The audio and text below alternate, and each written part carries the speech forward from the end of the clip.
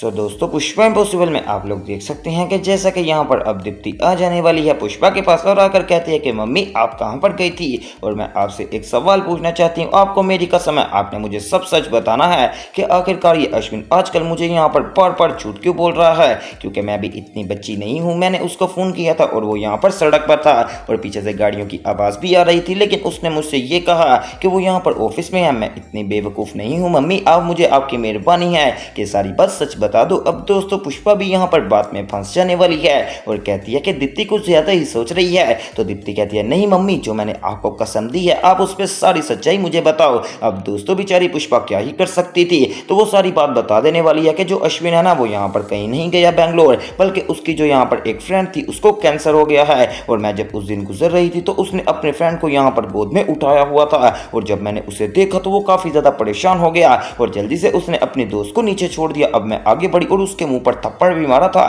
लेकिन उसको यहाँ पर इस बात का क्या ही असर हुआ होगा। मुझे तो ऐसा लगता है कि जैसे उसने दूसरी शादी कर ली है। लेकिन जब मैंने अश्विन से पूछा तो उसने मुझे कुछ और ही बात बताई और कहा कि नहीं मम्मी मैंने शादी नहीं की, सिर्फ और सिर्फ वो मेरी दोस्त है। अब दोस्तों जब यहाँ पर दीप्ति ये सारी बात सुनती है तो वो यहाँ पर अचानक उसको चक्कर आना शुरू हो जाते हैं और पहले ही डॉक्टर्स ने कहा था कि आपने दीप्ति को कोई भी टेंशन नहीं देनी, लेकिन पुष्पा ने बहुत ही बड़ी गलती कर दी और यहाँ पर दीप्ति को इतनी बड़ी टेंशन दे दी। अब दोस्तों जब दीप्ति ये बात सुनती है तो उसकी हालत मजीद खराब हो जाने वाली है और दोस्तों यहाँ पर अब उसके यहाँ पर खून निकलना शुरू कर देता है, जो कि यहाँ पर दीप्ति भी देखकर काफी ज्यादा शॉक्ड हो जाती है और पुष्पा तो डर ही जाने वाली है। और दोस्तों जैसा कि आपको याद होगा कि पहले ही एक दफा यहाँ पर दीप्ति का खून निकला था, लेकिन अब दोबारा से खून निकल जाता है और पुष्पा पूरे तरीके से डर जाने वाली है कि हो ना हो इस बार यहाँ पर बच्चों को कोई ना कोई नुकसान जरूर हो गया होगा। वेल दोस्तों अगर यहाँ पर कुछ ऐसा हो गया तो सच में यहाँ पर दीप्ति किस तरह बचेगी, और अगर बच्चों को कुछ हो गया तो अश्विन तो अपने आप को कभी भी माफ नहीं कर पाएगा। हालांकि पुष्पा को ऐसा नहीं करना चाहिए था क्योंकि वो तो समझदार है ना, उसको सोचना चाहिए था कि मैं दीप्ति को अगर ये बात बताऊंगी तो आखिरकार दीप्ति का क्या होगा, लेकिन उसने यहाँ पर बहुत ही बड़ी बेवकूफ़ी कर दी और यहाँ पर सारी बात सच बता दी दीप्ति को। तो दोस्तों अब दीप्ति चीखें मारने लगती है और बेचारी का इतना ज्यादा दर्द हो रहा होता है पेट में कि उसका वहां से खून भी निकल रहा है। अब दोस्तों पुष्पा जब ये सारा सीन देखती है, और आपको एक खुशी की बात बताऊं तो यहाँ पर ये सारा सीन सिर्फ और सिर्फ पुष्पा ने ख्याल में देखा है और अभी तक तो पुष्पा घर में नहीं पहुंची। और वो रक्षे में जब ये सारा सीन सोच रही होती है तो अचानक से जोरदार एक चीख मारती है और दोस्तों जैसी वो चीख मारती है तो वो यहाँ पर सारा ख्वाब उसको पता चल जाता है कि वो ख्वाब देख रही थी। अब दोस्तों पुष्पा ये सोच रही होती है कि अगर सच में दीप्ति के साथ ऐसा हो गया और उसको मैंने सारी सच्चाई बता दी तो फिर तो मैं अपने आप को कभी भी माफ नहीं कर पाऊंगी, और जो डॉक्टर्स ने कहा है कि दीप्ति की आप लोगों ने बहुत ही ज्यादा हिफाजत करनी है, ये तो काम बहुत ही ज्यादा खराब हो जाएगा। अब दोस्तों पुष्पा सोचती है कि क्यों ना मैं पहले सबसे पहले यहाँ पर फोन करके पूछ लूं। तो दोस्तों रिक्शे वाला कहता है क्या हुआ पुष्पा जी, आपने इतनी जोर से चीख क्यों मारी। तो दोस्तों पुष्पा कहती है कुछ नहीं, वो दरअसल मैं कुछ यहाँ पर गलत सोच रही थी। अब दोस्तों पुष्पा यहाँ पर फोन करने वाली है चिराग को और कहती है कि हाँ चिराग कहाँ पर है तू। तो दोस्तों वो चिराग कहने वाला है कि पुष्पा जी आप अभी घर नहीं आई, घर में तो प्रार्थना शुरू होने वाली है और आज बहुत ही ज्यादा मजा आएगा। तो दोस्तों पुष्पा कहती है कि दीप्ति की हालत कैसी है, मुझे दीप्ति की हालत के बारे में बता। तो दोस्तों चिराग कहता है कि जी मम्मी दीप्ति भाभी की हालत बहुत ही ज्यादा बढ़िया है और बस हम लोग आपका ही वेट कर रहे हैं। तो दोस्तों पुष्पा कहती है फिक्र मत करो, मैं बहुत ही जल्द आ रही हूँ, तुम लोग तैयारियां पूरी रखो, बस मैं आकर कपड़े पहनूंगी और फिर हम यहाँ पर बहुत ही ज्यादा मजा करेंगे।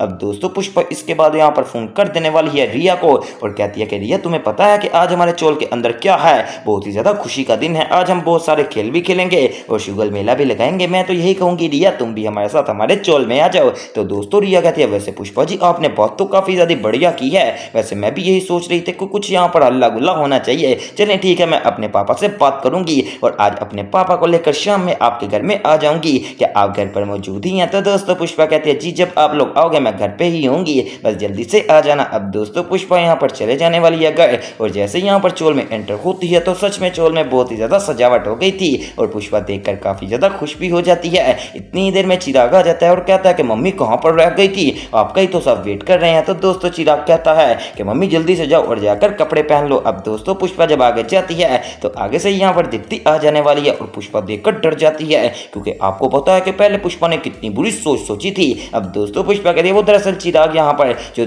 अश्विन है ना दीप्ति वो यहाँ पर अपने काम के लिए गया है, कोई बात नहीं कल तक वो वापस आ जाएगा। तो दोस्तों दीप्ति कहती है चलें कोई बात नहीं मम्मी, आपके लिए मैंने कपड़े निकाल दिए हैं, अंदर जाकर आप कपड़े चेंज कर लीजिए, उसके बाद शुगर मेला भी तो लगाना है। तो दोस्तों पुष्पा कहती है हाँ बिल्कुल ठीक कह रही हो दीप्ति, अभी मैं घर जाती हूँ और जाकर कपड़े चेंज करके आती जाती हूँ। अब दोस्तों पुष्पा कपड़े चेंज करने के लिए गई होती है और वसुंधरा कहता है कि आज तो चोल में काफी ज्यादा मजा आएगा, हर बंदे ने बहुत ही ज्यादा प्यारे कपड़े पहने हुए हैं और हम इतना बड़ा अच्छा खेल खेलने वाले हैं जो कि देखकर आप लोग खुश हो जाएंगे। एक तरफ दोस्तों चोल में खुशी का समा है, दूसरी तरफ एक बहुत ही बड़ी बैड न्यूज है। वो बैड न्यूज ये है कि यहाँ पर दोस्तों जो अंजू है उसकी हालत काफी ज्यादा खराब हो गई है और जो अश्विन है उसने जल्दी से यहाँ पर कैब करवा ली थी और यहाँ पर अंजू को बिठा कर लेकर जा रहा है हॉस्पिटल। लेकिन बेचारी अंजू रात में यहाँ पर रास्ते में इतनी जोर जोर से चीखें मार रही है क्योंकि दोस्तों सारी सी बात है, एक जो बंदा यहाँ पर कैंसर का पेशेंट होगा उसको तकलीफ भी बहुत ही ज्यादा होती है। लेकिन अश्विन फिर भी यहाँ पर हिम्मत नहीं आ रहा और उसे कह रहा है कि तुम फिक्र मत करो, मैं तुम्हें यहाँ पर पूरी कोशिश करूंगा बचाने की अंजू,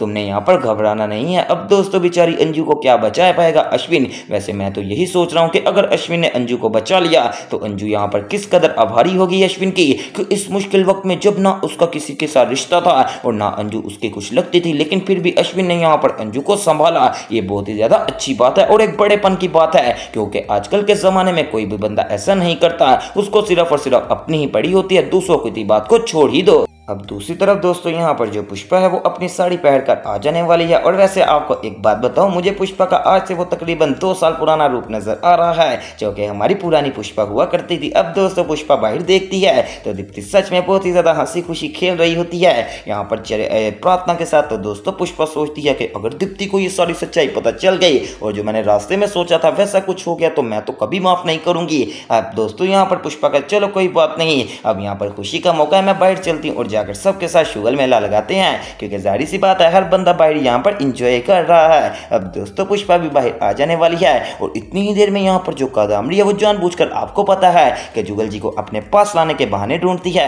अब फिर से वो कहती है मेरे पेट में तकलीफ हो रही है। तो दोस्तों जल्दी से जुगल आगे बढ़ता है और कहता है क्या हुआ कादम्बरी। तो दोस्तों कादम्बरी कहते हैं कुछ नहीं, वो दरअसल यहाँ पर मेरे पेट में तकलीफ हो रही है, मैं जाकर जरा मेडिसिन खा कर आती हूँ। अब दोस्तों कादम्बरी अपने कमरे में चले जाने वाली है और पुष्पा भी उसके पीछे ही जाती है। अब दोस्तों कादम्बरी को पुष्पा यहाँ पर एक साड़ी देती है और कहती है कि जब अपनी साड़ी चेंज कर लो और पुरानी वाली मुझे दे दो। अब दोस्तों कादम्बरी जब साड़ी चेंज करने जाती है तो उसने जो प्रेगनेंसी पैड पहना हुआ था दोस्तों वो गलती से उसका सोफे पर ही रह जाने वाला है। और जब कादम्बरी साड़ी उतारने लगती है और चेंज करने लगती है तो उसको याद आता है कि बाहर तो पुष्पा खड़ी है और मेरा प्रेगनेंसी पैड भी वहीं पर पड़ा हुआ है। और दोस्तों पुष्पा की भी नजर अब प्रेगनेंसी पैड के ऊपर पड़ गई है। वेल अब आने वाले एपिसोड में पुष्पा को पता चलने वाला है कादम्बरी की सारी सच्चाई का। और दोस्तों जब कादम्बरी की सच्चाई आ जाएगी सबके सामने तो आखिरकार क्या होगा ये देखने में बहुत ही ज्यादा मजा आने वाला है। इस बार बहुत ही बड़े बड़े ट्विस्ट आ रहे हैं जो कि ड्रामे की रीच को और भी ज्यादा अच्छा कर रहे हैं। तो दोस्तों वो सब देखना मिस मत कीजिएगा और इस तरह की मजीद अपडेट्स के लिए मेरे चैनल स्पाइसी एंटरटेनमेंट को सब्सक्राइब करें।